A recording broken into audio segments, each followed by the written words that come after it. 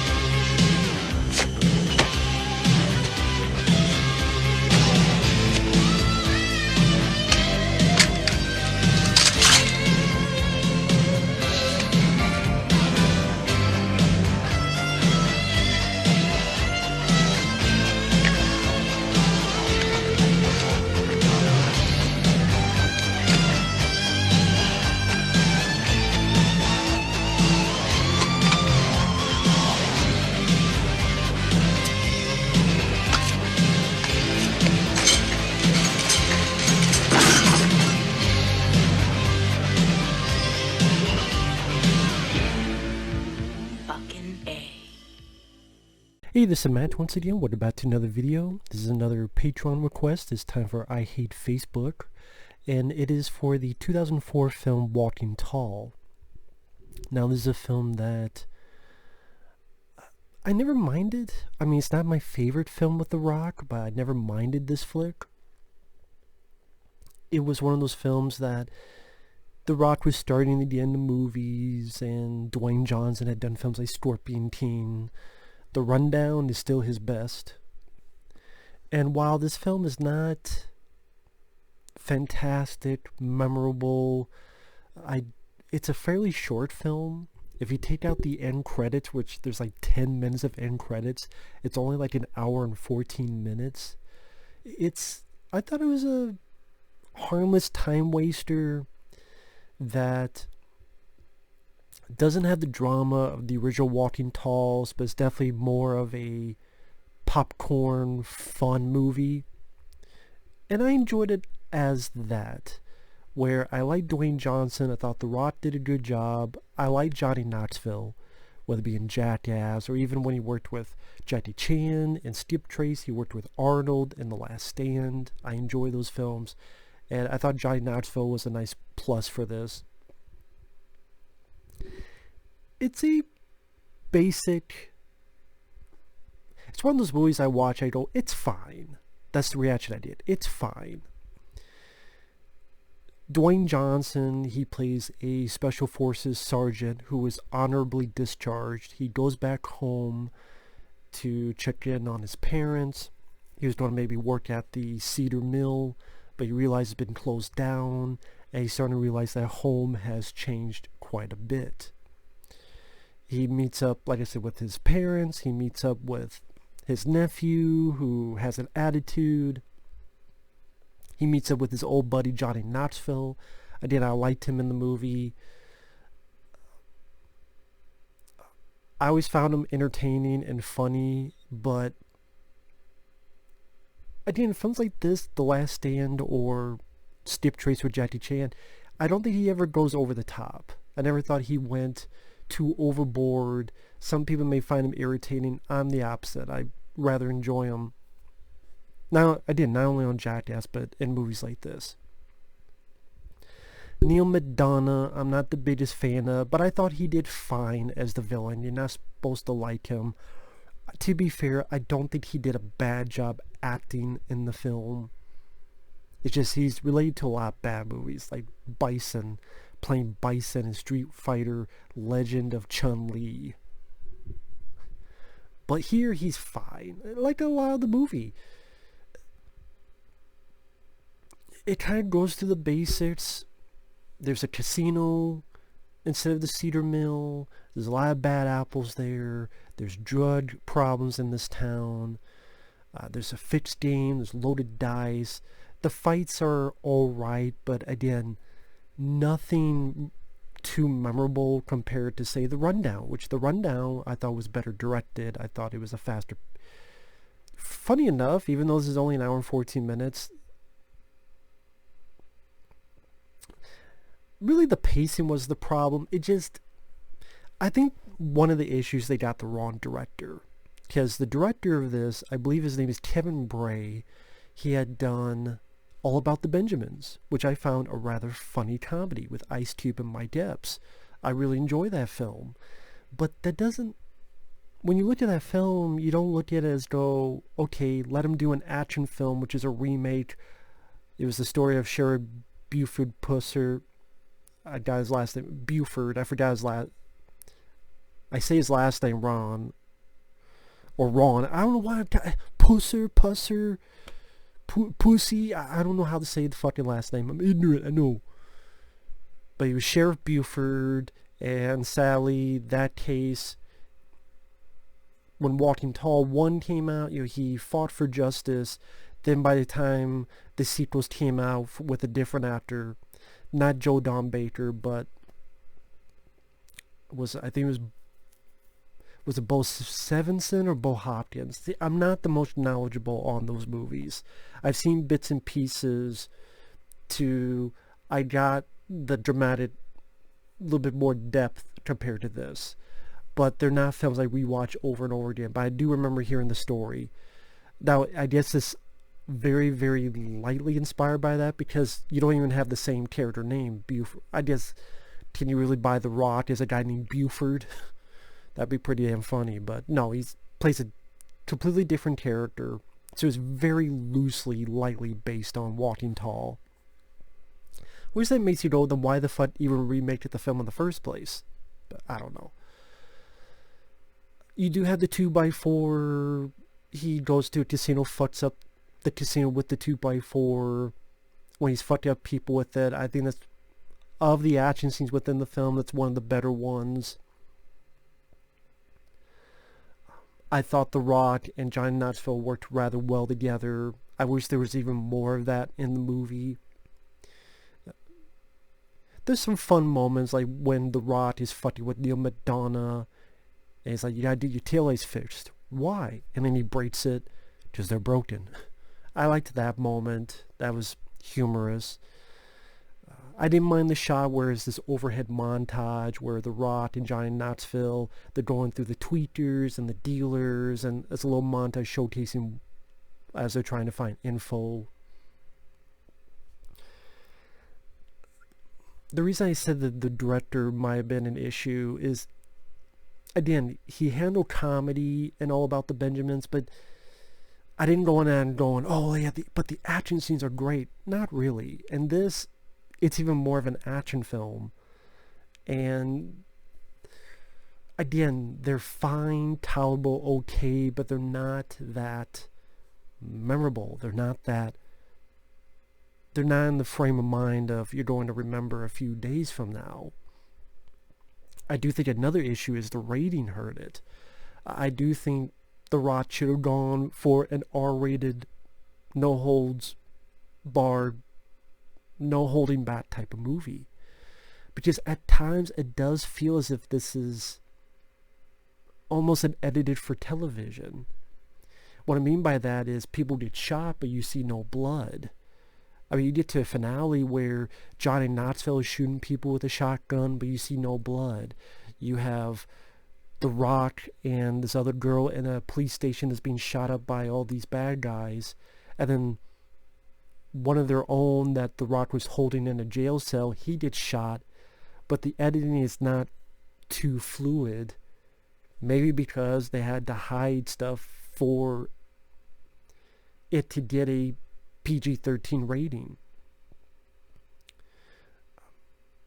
Same when he kills a guy, he's under, because he made a hole in the police station, some guy goes over, he shoots up, but again, you don't see anything, you don't see any blood or any squibs or any of that fat. So then the fact that with an R rating maybe you get a little bit more intensity or a little bit more ferociousness or a little bit of something or impact to the action or fight scenes, but the rating, and I think the inexperience of the director with action scenes hurt that.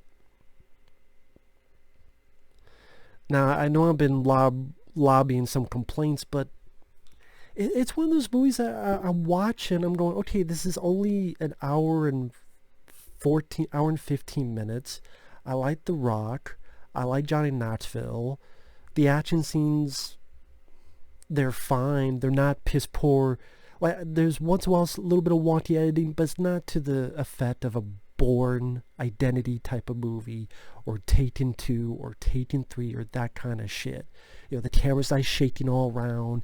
It's not edited as if it's a cut every 5 milliseconds. It's just one of those movies in Dwayne Johnson's filmography that is more of an easy, faster watch than, say, San Andreas, which is a lot of just CGI, wannabe Roland Emmerich shit.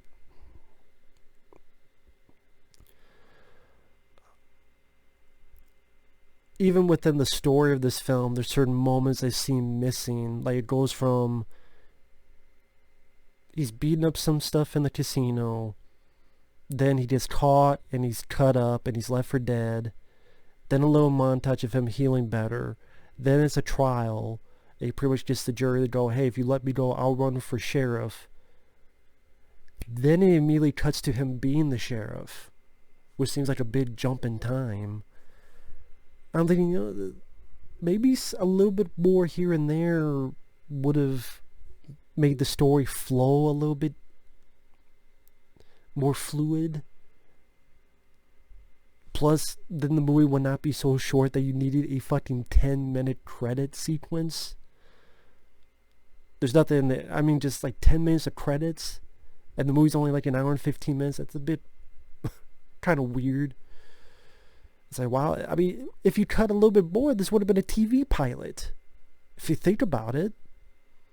In fact, I mean, it's not that violent. I've seen more violent stuff than CSI Miami. Be like, are you sure this isn't a rant? It's not a rant. Believe me, I'll say if it's a rant. It's just one of those movies where I watched it. I'm enjoying it for what it is. There's nothing... Other than the stuff I said, there's really nothing that was making me mad. There was nothing making me angry. It kind of hit the basics. You know, I like The Rock. He still has that charisma and it factor. Especially early on. I think he had a more early on in his career than later.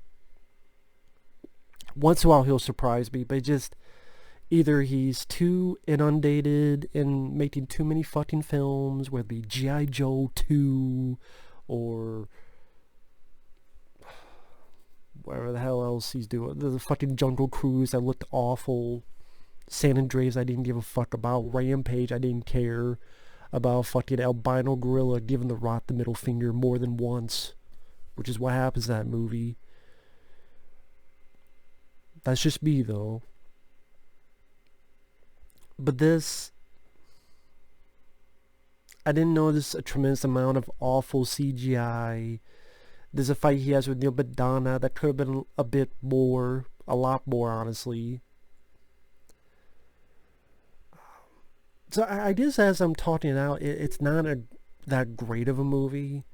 I thought it was just a passable time waster that I watch and I'm enjoying it for what it is, and it's kind of passing me by, but it doesn't leave much of an impression. I think that's why, even with The Rock's filmography, no one really brings this film up. Or if they do, they go, it's okay. It's not bad. I mean, it's not fucking Expendables 3. It's not...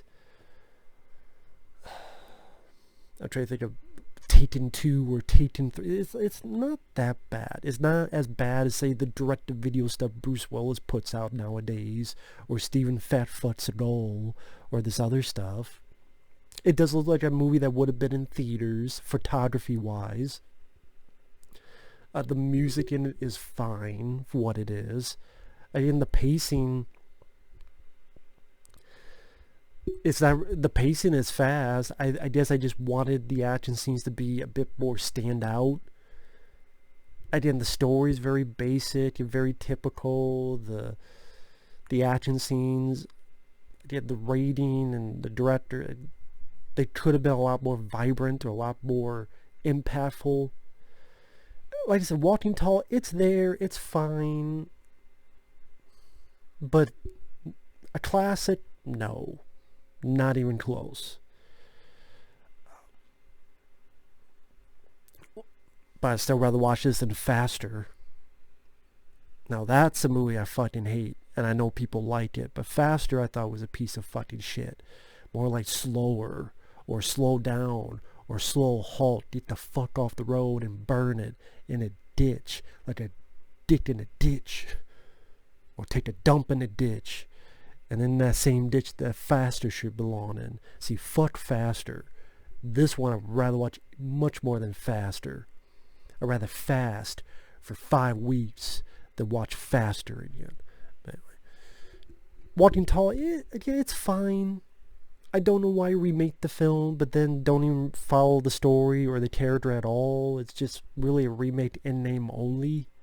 And then there's a 2x4. That's pretty much it. The name 2x4 and a character becomes a sheriff. But that's really all it has to do with the story.